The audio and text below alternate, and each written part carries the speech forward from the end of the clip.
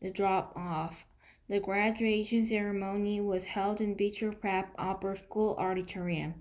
It was only about a 15-minute walk from our house to the other campus building, but Dad drove me because I was all dressed up and had on new shiny black shoes that weren't broken in yet. I didn't want my feet to hurt. Students were supposed to arrive at the auditorium an hour before the ceremony started, but we got there even earlier, so we sat in the car and waited. Dad turned on the CD player, and our favorite song came on. We both smiled and started bobbing our heads to the music. Dad sang along with the song, and he would bicycle across town in the rain to bring you candy. Hey, is my tie on straight? I said. He looked and straightened it a tiny bit as he kept on singing, and John would buy the gown for you to wear to the prom. Doesn't my hair look okay? I said. He smiled and nodded. Perfect, he said. You look great, Augie.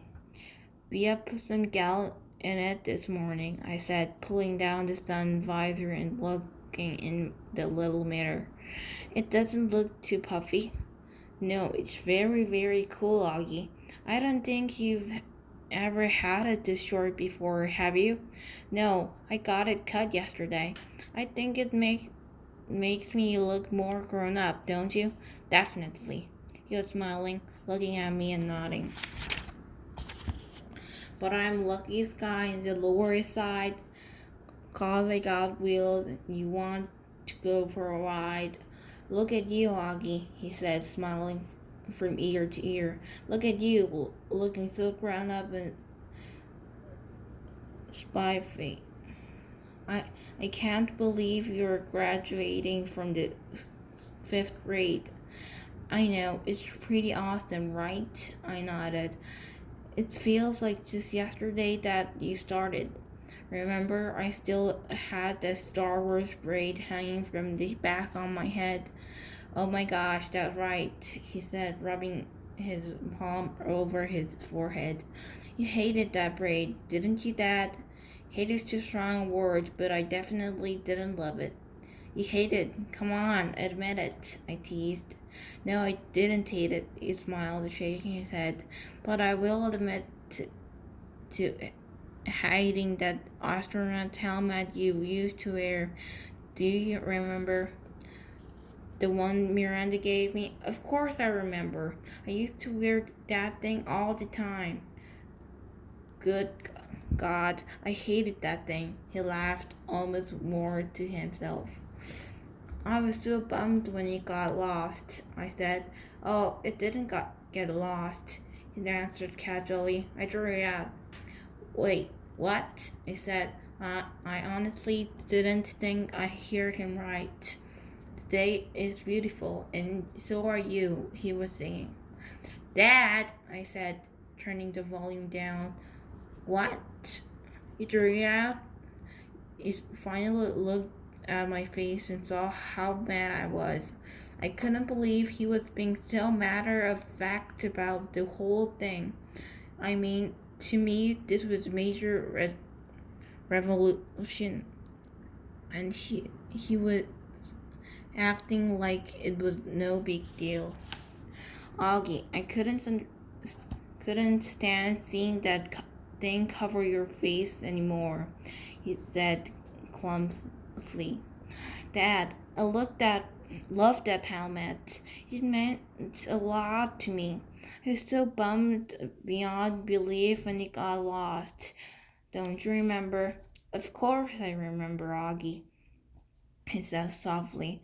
Oh, Augie, don't be mad. I'm sorry. I just couldn't stand seeing your weird that thing on your head anymore. You know, I didn't think it was good for you.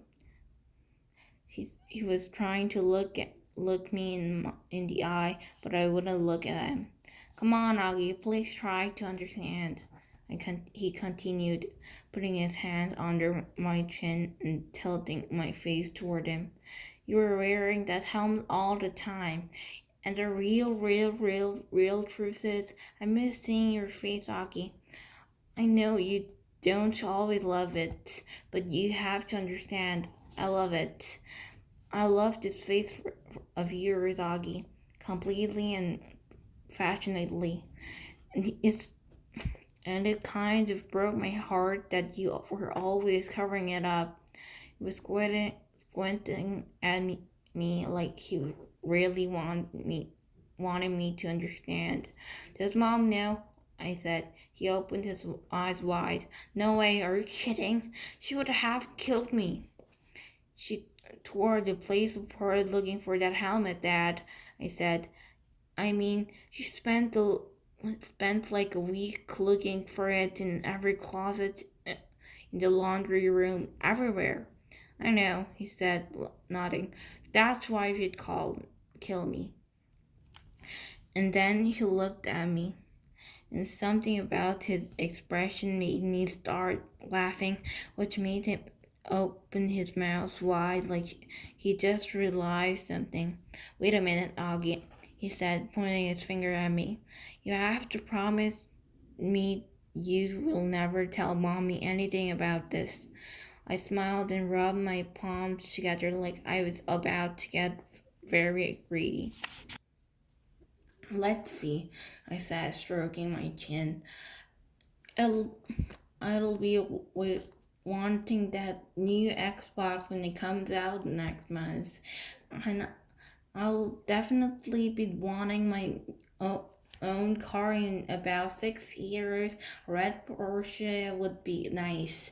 And he started laughing. I love it when I'm the one who makes that laugh, since he's used to be the funny man that gets everybody else laughing. Oh boy, he said, shaking his head. You really have grown up. The part of the song we love to sing most started to play, and I turned up the volume. We both started singing. I'm the ugliest guy in the Lower East Side, but I've got wheels and you wanted to go for a ride. Want to go for a ride, want to go for a ride, want to go for a ride. He always sang this last part at the top of our lungs, trying to hold the last note as long as the guy who sang the song, which always made us crack up.